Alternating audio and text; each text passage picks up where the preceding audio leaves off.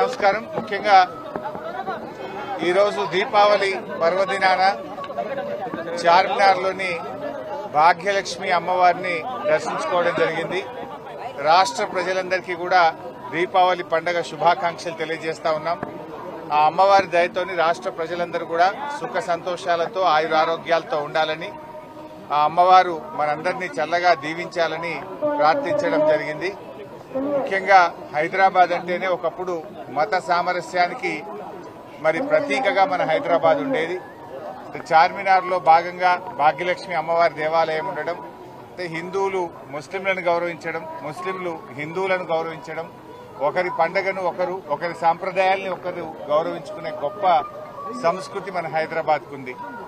ఈ హైదరాబాద్ నగరం ఇంకా వెలిసిల్లాలని, ఇంకా అభివృద్ధి పథంలో ప్రయాణించాలని అమ్మవారిని ప్రార్థించడం జరిగింది.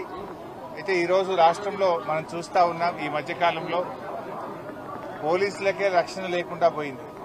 మొన్ననే చూశాం, ఒక రౌడీ షీటరు ఒక పోలీస్ కానిస్టేబుల్ ని చంపడం జరిగింది. ఇది చాలా దురదృష్టకరమైన సంఘటన.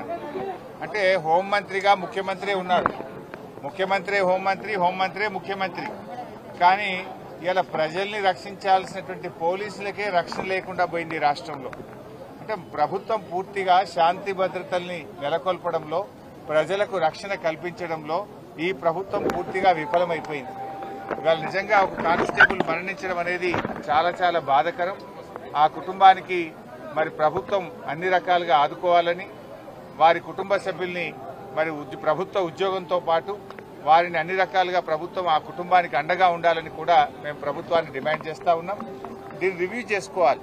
నిజానికి నైతిక విలువలుంటే, బాధ్యతలుంటే ఆ రోజుల్లో హోంమంత్రులు రాజీనామా చేసేవాళ్ళు, కానీ ఈ ముఖ్యమంత్రికి అట్లాంటి ఏమీ లేవు. ఇవాళ ఈ రాష్ట్రంలో శాంతి భద్రతలు తగ్గిపోయి గుండాల రాజ్యం వస్తా ఉంది ఎక్కడ చూసినా కూడా. ఇవాళ ఇది అంతా కూడా కంట్రోల్ చేయాల్సినటువంటి అవసరం ఉంది. పోలీసులు ఇలా ప్రజల ప్రాణమాన రక్షణను కల్పించేటువంటి పోలీసులకు ఇలా రక్షణ లేని పరిస్థితులు ఈ రాష్ట్రంలో ఏర్పడడం అనేది చాలా దురదృష్టకరం. అమ్మవారిని కూడా మేము ప్రార్థిస్తాం, రాష్ట్రంలో ఇంకా శాంతి భద్రతలు నెలకొల్పాలి, రాష్ట్రంలో ఇంకా మంచి అభివృద్ధిలో ముందుకు సాగాలి అని చెప్పి అమ్మవారిని కూడా ప్రార్థిస్తా ఉన్నాం. ఎంతో పురాతన చరిత్ర కలిగినటువంటి భాగ్యలక్ష్మి అమ్మవారిని ఈ రోజు దర్శించుకోవడం చాలా సంతోషంగా ఉంది. సరే, కేబినెట్ లో ఏం జరిగిందని నేను చెప్పాల్సిన అవసరం లేదు కదా. కేబినెట్ మంత్రి గారి కుమార్తె చెప్పింది కదా, నిజాలు ఏంటిది అనేటువంటిది నేను చెప్పాల్సిన అవసరం లేదు. వారి మంత్రివర్గ కుటుంబ సభ్యులే ఉన్న విషయాలన్నీ కూడా బయట పెట్టారు. ముందు దాని మీద వాళ్ళకి సమాధానం చెప్పమనండి. గన్ను ఎవరు తెచ్చారో సమాధానం చెప్పమనండి. ఇవాళ ఎందుకు పారిశ్రామికవేత్తలకు తుపాకులు పెట్టి అక్రమ వసూళ్లు చేస్తున్నారో దానికి సమాధానం చెప్పండి. ఎండోమెంట్ ల్యాండ్ విషయంలో ఆవిడ చేసిన ఆరోపణల మీద ఒక సిట్ వేయండి, లేదా ఒక జ్యుడిషియల్ ఎంక్వైరీ కమిషన్ వేసి న్యాయం మీద వాస్తవాలు బయటకు తెచ్చే ప్రయత్నం చేయండి. ఎందుకు దాన్ని హషప్ చేసే ప్రయత్నం చేస్తున్నారు? ఇలా 3-4 అంశాల మీద అక్కడ ఆరోపణలు వచ్చినాయి. వాటి అన్నిటి మీద ఒక సిట్టింగ్ జడ్జితో జ్యుడిషియల్ ఎంక్వైరీ వేయండి, అన్ని విషయాలు బయటకు వస్తాయి కదా.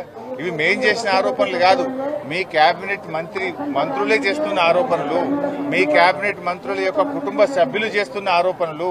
వీటన్నిటిని బయటకు తీయండి, బయటకు రావాలి. నిజంగా మీరు తప్పు చేయలేదు అంటే, మీరు ఇలాంటివి జరగలేదు అంటే విషయాలు బయటకు తీసుకురండి. తప్పు చేయకపోతే పోలీసులు మంత్రి గారి ఇంటికి ఎందుకు పోయారు? తప్పు చేయకపోతే మంత్రి గారి కుమార్తె ముఖ్యమంత్రి సన్నిహితులే సెటిల్మెంట్ చేశారని చేసే ఆరోపణ మీద ప్రభుత్వం ఎందుకు సమాధానం చెప్తలేదు? ఇలా హైదరాబాద్ గుండా రాజ్యంగా మార్చారు. ఒకప్పుడు బీఆర్ఎస్ ప్రభుత్వము పెట్టుబడులకు స్వర్గధామంగా మారుస్తే మీరు గన్ కల్చర్లు పెట్టి పెట్టుబడిదారుల దగ్గర అక్రమ వసూళ్లు చేసి వాటాల్లో పంచుకోవడంలో తేడాలు వచ్చి మీరు తన్నుక చేస్తున్నారు. ఇలా పాలన చేస్తున్నారా, వాటాలు పంచుకోవడం కోసం మీలో మీరు తన్నుక చేస్తున్నారా? ప్రజలు బాధపడుతున్నారు, ప్రజలు ఆలోచిస్తున్నారు. బీఆర్ఎస్ హయాంలో రెడ్ కార్పెట్ వేసి పెట్టుబడిదారులను ఆహ్వానించింది బీఆర్ఎస్, కానీ ఈ రోజు మీరేం చేస్తున్నారు? ఆ పెట్టుబడిదారులను తుపాకులు పెట్టి బెదిరించి ఒక గన్ కల్చర్ ని తెచ్చారు. మీరు ఆ రోజు మేమేమో అగ్రికల్చర్ ను పెంచాం, మీరేమో గన్ కల్చర్ ను పెంచుతున్నారు. మీకు మాకున్న తేడా అదే. మంత్రికి పోలీసులు కూడా